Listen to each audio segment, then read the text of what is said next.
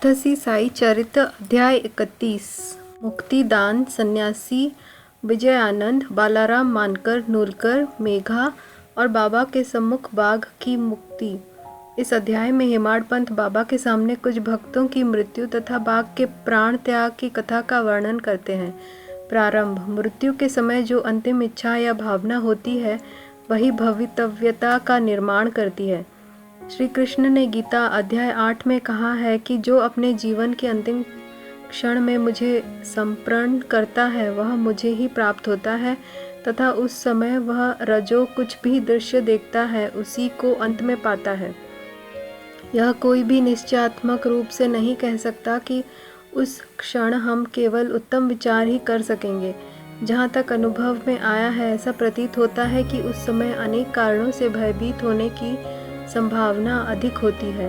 इसके अनेक कारण हैं, इसलिए मन को इच्छानुसार किसी उत्तम विचार के चिंतन में ही लगाने के लिए नित्याभ्यास अत्यंत आवश्यक है। इस कारण सभी संतों ने हरि स्मरण और जप को ही श्रेष्ठ बताया है ताकि मृत्यु के समय हम किसी घरेलू उलझन में न पड़ जाएं। अतः ऐसे अवसर पर भक्तगण पूर्णतः संतों के शरणागत हो जाते हैं ताकि संत जो कि सर्वज्ञ हैं उचित पथ प्रदर्शन कर हमारी यथेष्ट सहायता करे। इसी प्रकार के कुछ उदाहरण नीचे दिए जाते हैं। विजयानंद। एक मद्रासी सन्यासी विजयानंद मानसरोवर की यात्रा करने निकले। मार्ग में वे बाबा की कीर्ति सुनकर शिरडी आए जहां उनकी भेंट हरिद्वार के सोमदेव जी स्वामी से हुई और इनसे उन्होंने मानसरोवर की यात्रा के संबंध में पूछताछ की। स्वामी जी ने उन्हें बताया कि गंगोत्री से मानसरोवर 500 मील उत्तर की ओर है तथा मार्ग में जो कष्ट होते हैं उनका भी उल्लेख किया, जैसे कि बर्फ की अधिकता, 50 कोस तक भाषा में भिन्नता तथा भूटान वासियों के संशयी स्वभाव जो यात्रियों को अधिक कष्ट पहुंचाया करते हैं। यह सब सुनकर सन्यासी का चित्त उदास हो गया और उसने यात्रा करने का विचार त्याग कर मस्जिद में जाकर बाबा के श्री चरणों का स्पर्श किया। बाबा क्रोधित होकर कहने लगे, इस निकम्मे सन्यासी को निकालो यहाँ से, इसका संग करना व्यर्थ है। सन्यासी बाबा के स्वभाव से पूर्ण अपरिचित था। उसे बड़ी निराशा हुई, परंतु वहाँ जो कुछ भी गतिविधियाँ चल रही थी उन्हें वह बैठे बैठे ही देखता रहा। प्रातःकाल का दरबार लोगों से ठसाठस भरा हुआ था और बाबा को यथाविधि अभिषेक कराया जा रहा था। कोई पाद प्रक्षालन कर रहा था तो कोई चरणों को छूकर तथा कोई तीर्थ स्पर्श से अपने नेत्र सफल कर रहा था। कुछ लोग उन्हें चंदन का लेप लगा रहे थे तो कोई उनके शरीर पर इत्र ही मल रहा था। जाति पाति का भेदभाव भुलाकर सब भक्त यह कार्य कर रहे थे। यद्यपि बाबा उस पर क्रोधित हो गए थे तो भी सन्यासी के हृदय में उनके प्रति बड़ा प्रेम उत्पन्न हो गया था।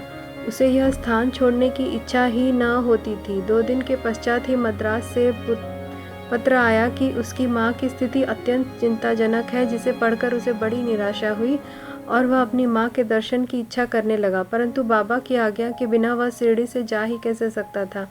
इसलिए वह हाथ में पत्र लेकर उनके समीप गया और उनसे घर लौटने की अनुमति मांगी।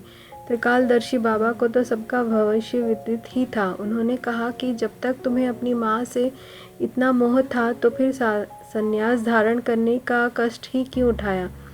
ममता या मोह भगवा वस्त्रधारियों को क्या शोभा देता है।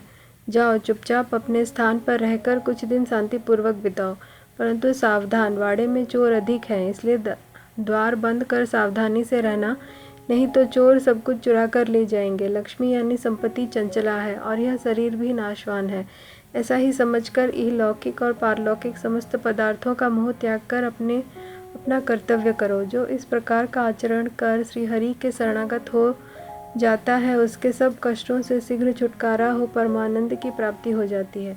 जो परमात्मा का ध्यान व चिंतन प्रेम और भक्ति पूर्वक करता है परमात्मा भी उसकी अविलंब सहायता करते हैं। पूर्व जन्मों के शुभ संस्कारों के फलस्वरूप ही तुम यहाँ पहुँचे हो और अब जो मैं तुम्हें कहता हूँ उसे ध्यानपूर्वक सुनो और अपने जीवन के अंतिम ध्येय पर विचार करो। इच्छा रहित होकर कल से भागवत का 3 सप्ताह तक पठन पाठन प्रारंभ करो, तब भगवान प्रसन्न होंगे और तुम्हारे सब दुख दूर कर देंगे।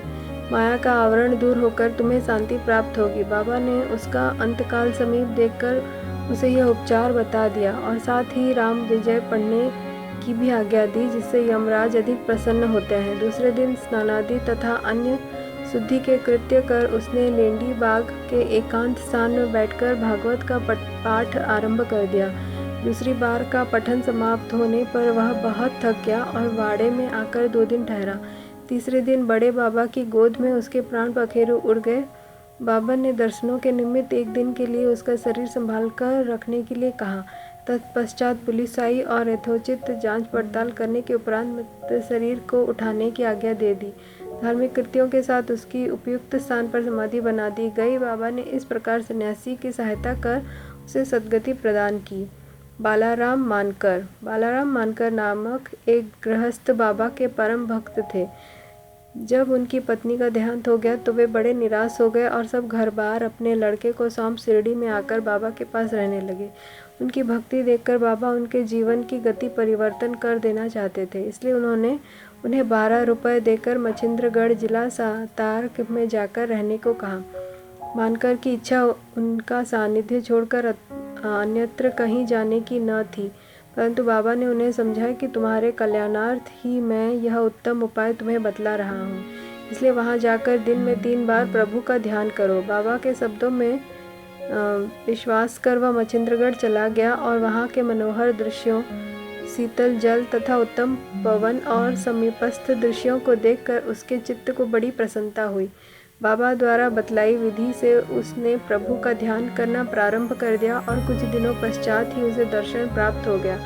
बहुधा भक्तों को समाधि या तुर्यावस्था में ही दर्शन होते हैं, परंतु मानकर जब तुर्यावस्था से प्रकृतावस्था में आया तभी उसे दर्शन हुए। दर्शन होने के पश्चात मानकर ने बाबा से अपने को वहाँ भेजने का कारण पूछा। बाबा ने कहा कि शिरडी में तुम्हारे मन में नाना प्रकार के संकल्प विकल्प उठने लगे थे, इसी कारण मैंने तुम्हें वहाँ भेजा कि तुम्हारे चंचल मन को शांति प्राप्त हो।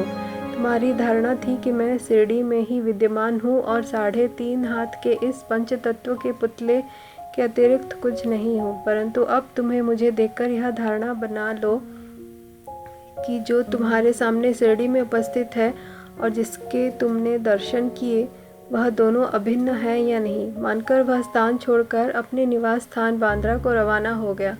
वह पुणे से दादर रेल द्वारा जाना चाहता था, परंतु जब वह टिकट घर पर पहुंचा तो वहां अधिक भीड़ होने के कारण वह टिकट खरीद न सका। इतने में ही एक देहाती, जिसके कंधे पर एक कंबल पड़ा था तथा शरीर पर केवल एक लंगोटी के अतिरिक्त कुछ न था, वहां आया और मानकर से पूछने लगा कि आप कहाँ जा रहे हैं। मानकर ने उत्तर दिया कि मैं दादर जा रहा हूँ।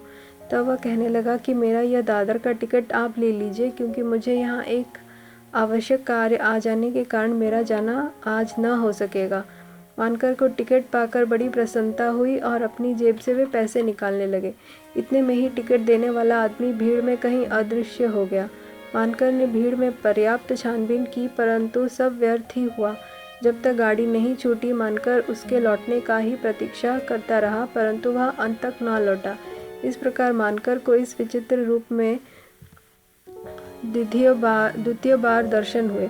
कुछ दिन अपने घर ठहरकर मानकर फिर शिरडी लौट आया और श्री चरणों में ही अपने दिन व्यतीत करने लगा। अब वह सदैव बाबा के वचनों और आज्ञा का पालन करने लगा। अंततः उस भाग्यशाली ने बाबा के समक्ष ही उनका आशीर्वाद प्राप्त कर अपने प्राण त्यागे। तात्या साहेब नुलकर। हेमाड़ पंत ने तात्या साहेब नुलकर के संबंध में कोई विवरण नहीं लिखा है, केवल इतना ही लिखा है कि उनका देहांत शिरडी में हुआ था। साई लीला पत्रिका में संक्षिप्त विवरण प्रकाशित हुआ था, रजो नीचे उद्धृत है। सन 1909 में जिस समय तात्या साहेब पंढरपुर में उपन्यायाधीश थे, उसी समय नाना साहेब चांदोरकर भी वहाँ के मामलतदार थे। ये दोनों आपस में बहुधा मिला करते और प्रेम पूर्वक वार्तालाप किया करते थे। तात्या साहेब संतों में अविश्वास करते थे, जबकि नाना साहेब की संतों के प्रति विशेष श्रद्धा थी। नाना साहेब ने उन्हें साईं बाबा की लीलाएं सुनाई और एक बार शिरडी जाकर बाबा का दर्शन लाभ उठाने का आग्रह भी किया। वे 2 शर्तों पर चलने को तैयार हुए। उन्हें ब्राह्मण रसोइया मिलना चाहिए, भेंट के लिए नागपुर से उत्तम संतरे आने चाहिए। शीघ्र ही ये दोनों शर्तें पूर्ण हो गई। नाना साहेब के पास एक ब्राह्मण नौकरी के लिए आया, जिसे उन्होंने तात्या साहेब के पास भिजवा दिया, और एक संतरे का पार्सल भी आया, जिस पर भेजने वाले का कोई पता न लिखा था। उनकी दोनों शर्तें पूरी हो गई थी, इसलिए अब उन्हें शिरडी जाना ही पड़ा। पहले तो बाबा उन पर क्रोधित हुए, परंतु जब धीरे धीरे तात्या साहेब को विश्वास हो गया कि वे सचमुच ही ईश्वरावतार हैं, तो वे बाबा से प्रभावित हो गए और फिर जीवन पर्यंत वही रहे। जब उनका अंतकाल समीप आया तो उन्हें पवित्र धार्मिक पाठ सुनाया गया और अंतिम क्षणों में उन्हें बाबा का पद तीर्थ भी दिया गया। उनकी मृत्यु का समाचार सुनकर बाबा बोल उठे, अरे तात्या तो आगे चला गया, अब उनका पुनः जन्म नहीं होगा। मेघा 28वें अध्याय में मेघा की कथा का वर्णन किया जा चुका है। जब मेघा का देहांत हुआ तो सब ग्रामवासी उनकी अर्थी के साथ चले और बाबा भी उनके साथ सम्मिलित हुए तथा उन्होंने उसके मृत शरीर पर फूल बरसाए। दाह संस्कार होने के पश्चात बाबा की आंखों से आंसू गिरने लगे। एक साधारण मनुष्य के समान उनका भी हृदय दुख से विदीर्ण हो गया।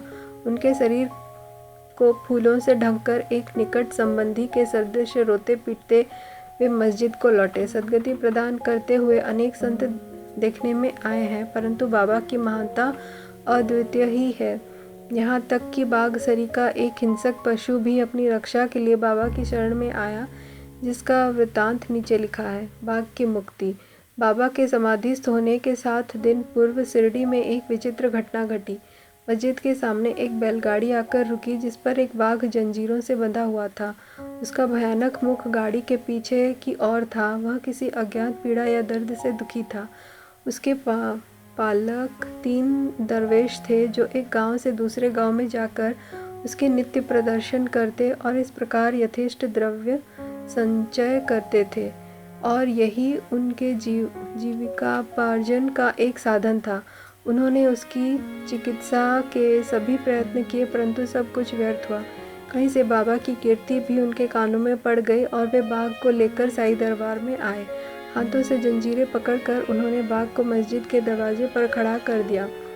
वह स्वभावतः ही भयानक था, पर रुग्ण होने के कारण वह बेचैन था। लोग भय और आश्चर्य के साथ उसकी ओर देखने लगे। दरवेश अंदर आए और बाबा को सब हाल बताकर उनकी आज्ञा लेकर वे बाघ को अपने साथ लाए।